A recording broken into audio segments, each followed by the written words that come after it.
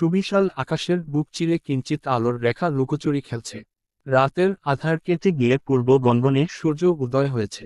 ভোরের আবছা আলো জানালার পর্দা ভেদ করে ঘরের চারিদিক আলোকিত করে দিচ্ছে। ভোরের শীতল হাওয়া দমকে দমকে ছুঁয়ে যাচ্ছে ঘুমন্ত মানব মানবীর চোখমুখ। কৌশিকের প্রশস্ত বুকে বিড়ালছানার মতো গুটিসুটি মেরে শুয়ে আছে তুবা। ছোট দেখানা অসহ্য ব্যথায় জর্জরিত। পুরো রাত কৌশিকের পাগলামির সহ্য করে একটু আগেই চোখ দুটো লেগে এসেছে। আচমকা একমুঠো শীতল দমকা হাওয়া এসে গায়ের পাতলা সিল্কের চাদর কাঁপিয়ে তুলল। কৌশিকের ঘুম ছুটে গেছে তৎক্ষণাৎ। চোখ পিটপিট করে একবার দেয়াল ঘড়ির দিকে তাকালো কৌশিক। মাত্র ভোর 5টা বাজে। চারিদিকে মৃদুমন্দ আলো ছড়িয়ে পড়েছে। ঘড়ির থেকে নজর ঘুরিয়ে কৌশিক তুবার মুখের দিকে তাকালো। উন্মুক্ত বুকে মাথা রেখে ঘুমিয়ে আছে তুবা। চেহারায় হাজারো ব্যথার ছাপ, তবুও বেশ নিশ্চিন্ত, যেন পৃথিবীর মধ্যে সবচেয়ে নিরাপদ জায়গায় এই মুহূর্তে আছে সে। সেইভাবেই কৌশিককে আষ্টেপৃষ্ঠে জড়িয়ে ধরে আছে। কৌশিক ঠোঁট এলিয়ে হাসল। ডান হাতে তুবার মাথায় আলতো করে হাত রাখল। কপালে ছোট্ট করে চুমু খেল। কানের কাছে মুখ নামিয়ে ফিসফিস করে বলল, যান, উঠে পড়, সকাল হয়ে গেছে, গোসল করতে হবে তো। তবে ঘুম কাতুরে তুবা সেই ডাকে পাত্তা দিল না। মারার মতো কৌশিকের বুকেই পড়ে রইল। কৌশিক আরও একটু ঘনিষ্ঠ হল। তুবার ফুলিয়ে রাখা গোলাপি ঠোঁটে ছোট্ট করে চুমু খেল। এই পর্যায়ে তুবা বিরক্ত হল বেশ। চোখ বন্ধ রেখেই ঘুম জড়ানো কণ্ঠে বলল, উফ, ঘুমাতে দেন না। তুবার ঘুম জড়ানো মোহনীয় কণ্ঠ শুনে নিজের ধৈর্য হারিয়ে ফেলল কৌশিক। নেশা ধরে গেল। আরও একবার ঘনিষ্ঠ হওয়ার বাসনা জাগল। এই মুহূর্তে তুবা দূরে থাকলে হয়তো নিজেকে সামলে নিত কৌশিক। কিন্তু এমন নেশাক্ত সময়ে প্রিয় মানুষ বুকে অবস্থান করায় নিজের অপর নিয়ন্ত্রণ হারাল। অবাধ্য অনুভূতিরা কৌশিকের প্রেমিক হৃদয়কে উস্কে দিল। আর ধৈর্য ধারণ করতে পারল না কৌশিক। এক টানে তুবাকে নিচে ফেলে কৌশিক তুবার উপরে উঠল। দুই হাতের আঙ্গুল গুজে দিল তুবার আঙ্গুলে। সঙ্গে সঙ্গে মুখ ডুবিয়ে দিল তুবার ঘাড়ে। ঘুমের মধ্যে কি হয়ে গেল বুঝতে কয়েক সেকেন্ড সময় লাগলো তুবার। কিন্তু ঘাড়ের সাথে খোঁচা খোঁচা দাড়ির স্পর্শ পাওয়ায় তুবা পূর্ণাঙ্গ হুঁশে ফিরল। নিচু স্বরে চেঁচিয়ে উঠল, কি করছেন? তোকে আবার চাই যান। একটু আগেই তো। তুবাকে কথা শেষ করতে দিল না কৌশিক। অল্প একটু মাথা তুলে তুবার ঠোঁটে আঙ্গুল চেপে ধরল। কানের কাছে মুখ নামিয়ে ফিসফিস করে বলল, প্লিজ যান, আমি আর পারছি না। নেশা ধরে গেছে, ভেতরে আগুনের মতো জ্বলছে। এখন তুই আমাকে ফিরিয়ে দিলে আমি মরে যাব। কণ্ঠে ছিল এক আকাশ সমান আকুতি। কৌশিকের আকুতির কাছে হার মেনে নিল তুবা। দেহের ব্যথাকে এক সাইডে রেখে নতুন করে মনে সাহস জোগাল। আস্তে আস্তে দুই হাত কৌশিকের পিঠে রাখল। তুবার তরফ থেকে সম্মতি পেয়ে মুচকি হাসল কৌশিক। পুনরায় ঘাড়ে মুখ ডুবাল। ঠোঁটের ছুঁয়ে বেরালো ঘাড়, গলা, বক্ষস্থল। তুবার নরম দেশজুড়ে গভীরভাবে কৌশিকের হাতের বিচরণ চলল। সর্বাঙ্গে হাত বুলাল। এক একটা ছোঁয়ায় ছিল হাজারো বেকুলতা। কৌশিকের ছোট ছোট চুমুতে অস্থির হয়ে উঠল তুবা।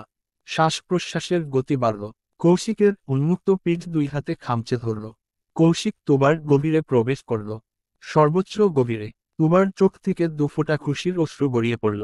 কৌশিক তুবার কানের ঠোঁট ছুঁয়ে ফিসফিস করে বলল, তোর মাঝে এত সুখ, তা আগে জানতাম না। এই সুখের নেশা কেন ধরালি? আই লাভ ইউ জান, I love you desperately, I love you more than myself. কৌশিকের আকুতি ছড়ম নেশার সমুদ্রে ডুবিয়ে দিল তুবাকে। তুবা দুই হাতে শক্ত করে আঁকড়ে ধরল কৌশিকের পিঠ, যেন পাঁজরে ঢুকে যেতে চাইছে। কৌশিকের পাগলামি বাড়ল। আরও একবার সুখের সাগরে ডুব দিল দুজন। মৌমিতা পুরো ঘর জুড়ে পায়চারি করছে। অস্থির চিত্তে দুই হাতের তালু ঘষে যাচ্ছে।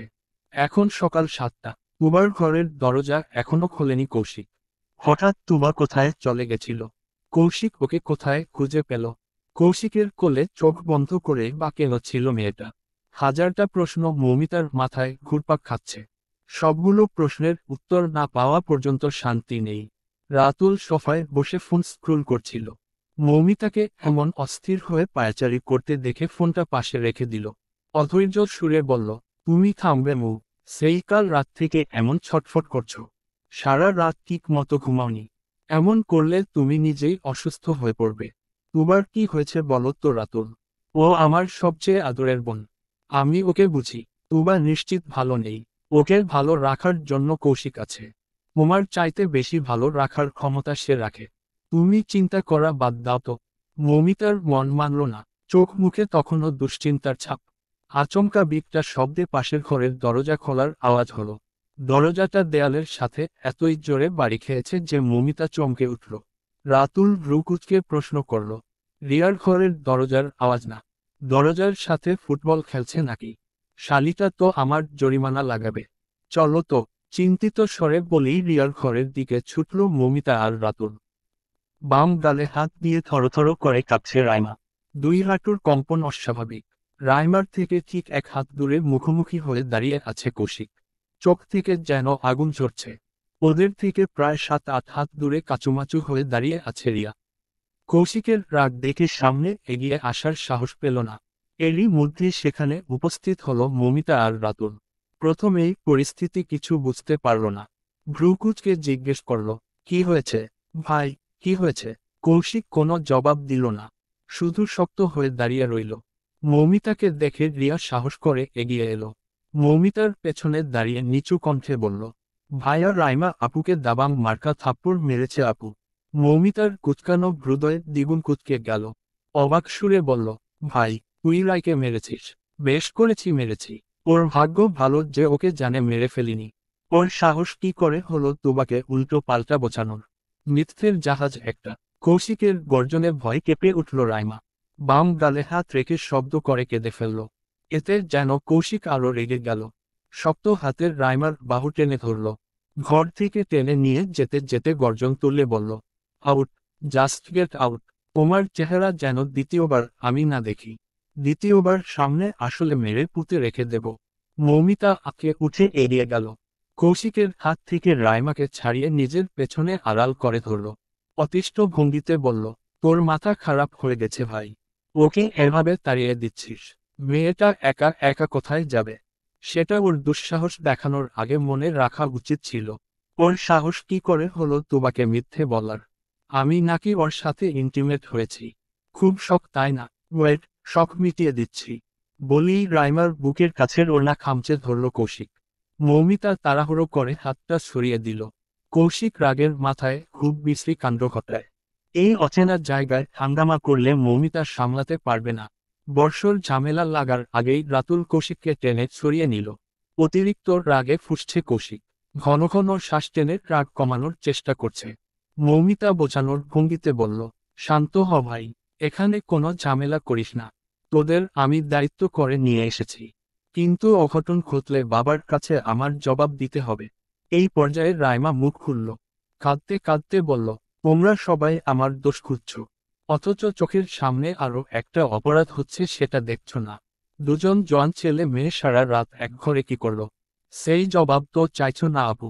আচমকা রাতুলের হাত ছটকা মেরে ছাড়িয়ে নিল কৌশিক।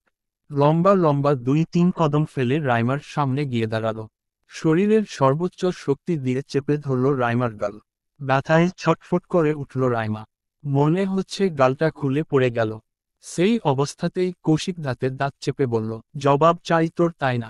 Bloody beach. মৌমিতা টেনে হিচড়ে ফের ছাড়িয়ে নিল। কিন্তু স্বাস্থ্যবান কৌশিককে ধরে রাখতে পারছে না।